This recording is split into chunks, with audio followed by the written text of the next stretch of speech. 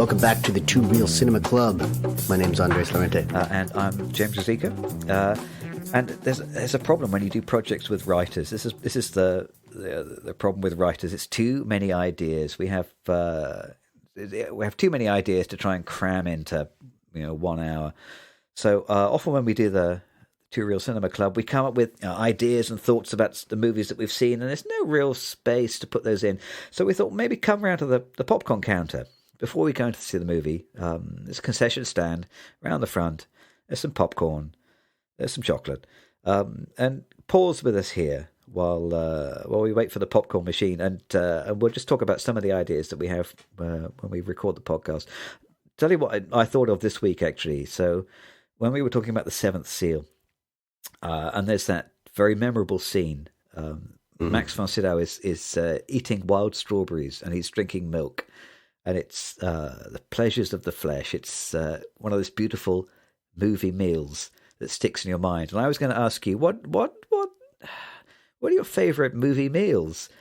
We both know that when you're shooting a film, food is usually a disaster. Food is any kind of scene where you have to write that the characters are eating. The producer will always ask you, do we have to do this over a meal? Because shooting the meal introduces all these continuity problems, and the food kind of becomes sort of glazed and unpleasant looking, and then people are trying to deliver their lines while they're chewing, and then you have to check whether the plates are empty or full, and then you have to get more food in. It just makes everything really, really complicated. So those scenes in movies where people are eating, the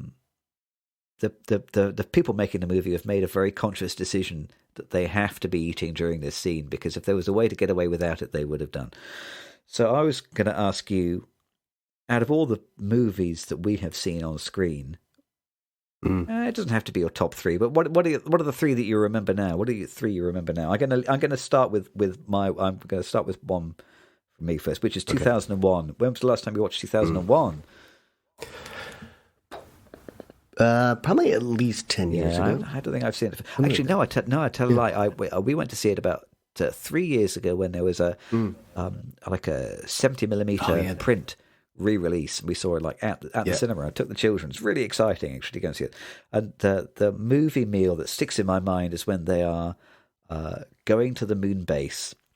And this little shuttle that's going over the moon base to see the monolith for the first time, and it's this monumental, incredible moment in humanity, the first time that modern humans have seen evidence of alien life. They've discovered this artifact on the moon, and on the way over there, they're eating these crummy little white bread sandwiches out of a lunchbox. And the head scientist, he opens up this lunchbox and says, "Oh, let's see what we've got to eat here.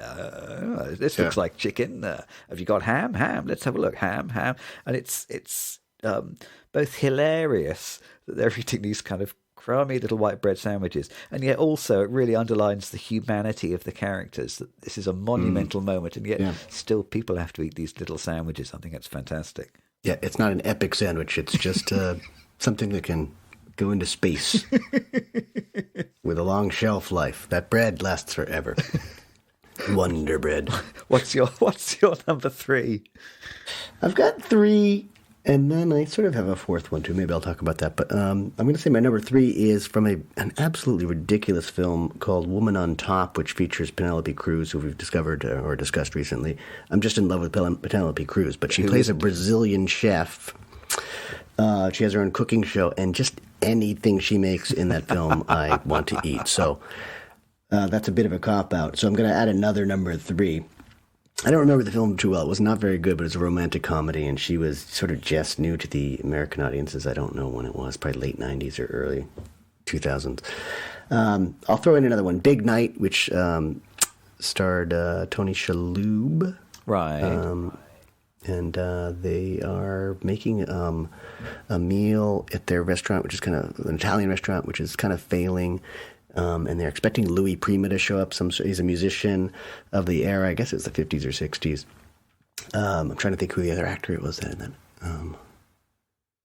plays the partner in the restaurant. He was in Devil Wears Prada with Anne Stanley Tucci?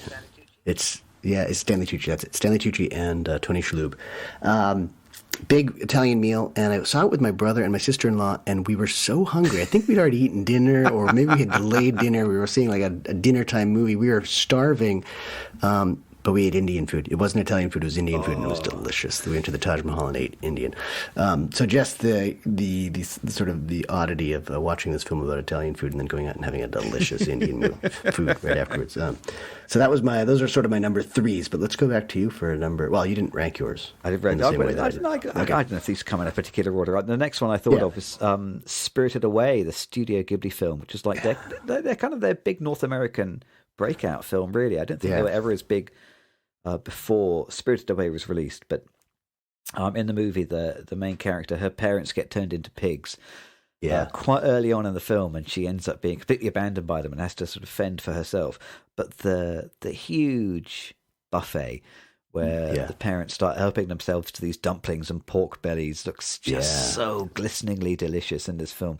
I could so empathize with the dad with his beer gut there, just filling his plate up with these delicious pork bellies. Every time I see that movie, that scene just makes me hungry. I'm afraid it's real. That's comfort food writ large, isn't it? And it's just the sheer excess of it. I'm developing the same gut that the dad has now, but if there were all those pork bellies available, I would be a lot bigger. And I think that's the point of that scene, is to show the consumption of our previous generations and how that we inherit that, and that's how that's ruining the world. And that's the one scene that I really remember well from that film. So chosen. Well chosen. For me, another kind of ridiculous film. I loved the Peter Greenaway films from the 80s and early 90s. So I guess I just want to be in that restaurant in The Cook, the Thief, his wife and her lover, because the food looked fantastic. Even though you go through the kitchen, sometimes there are these grotesque dismembered animal parts and things like that. But they were cooking something, and it was probably really good. And eventually, of course, they eat a human, which I don't want to be at that meal. But I was really impressed with how. Maybe excuse yourself before that one. Have the meat and leave. Exactly. But I'm not going to be there that night. But the final meal, of course, is a little bit cannibalistic. But I just love that film for its food, for the restaurant. I thought it was kind of a smart film. I love those films, which is funny because we were just talking about in the podcast about Seventh Seal and Northman. We were talking about oil paintings and how they sometimes are cinematic, I guess, or not cinematic. And Greenaway was definitely, I think, guilty of that. In some of those early films, he's really paying attention to these big tableaus and trying to make them into films. So I think perhaps that film came to mind because we had just been talking about oil painting filmmaking, I guess. So that's my number two. Those painterly films, beautiful, but Peter Greenaway hasn't made money on a film for so long now. I don't think he's ever made, can he? It's a shame. It's a shame because it definitely had a unique eye. But a unique palette. My number one is a film that we watched fairly recently on holiday, actually, which I watched with the children. I think sort of third or fourth time for watching it, it's Rear Window, and there's a scene fairly early on in Rear Window when Grace Kelly brings James Stewart a meal. It's like a takeaway, but she brings not only the meal, but she brings the waiter as well from the 21 Club. And he kind of turns up with this sort of beautiful tray, and it's got lobster and French fries on it. And I'm not particularly a fan of lobster. But the thing that really appeals to me is the idea that if I am ever laid up anywhere, I hope Grace Kelly will come and bring me a dinner. It's often with movie meals, it's more about the company than it is about the food, isn't it? Here. What's your number one?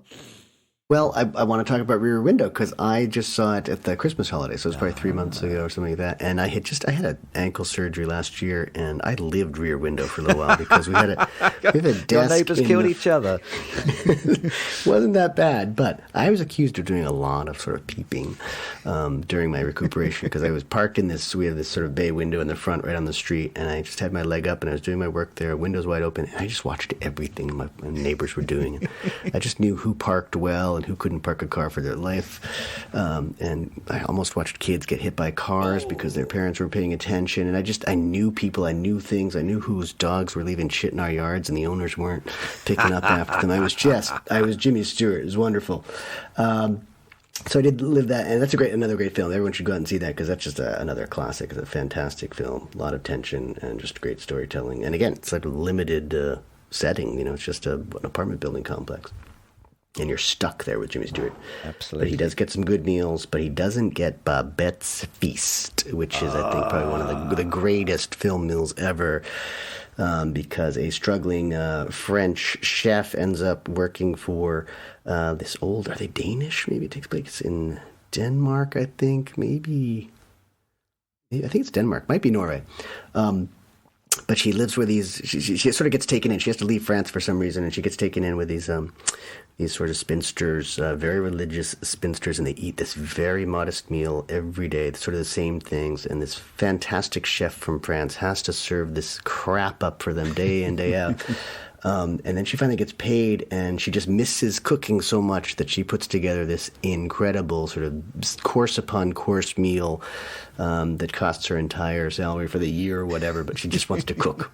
She's an artist. She wants to cook, and she serves up an amazing meal. And all these old folks who are in this very, very austere community in Denmark eat this one meal, and they start hallucinating. They're just tripping out. They're eating such great food. They're so happy, and this is after just leading these really plain, austere, miserable lives. And it's just the power of food on screen in a great film. So I think that would be the one that I would actually want to eat as well. Food on screen. I'm hungry now. Yeah. Babette's Feast. Yes. I've never seen that. I've got to catch up with that.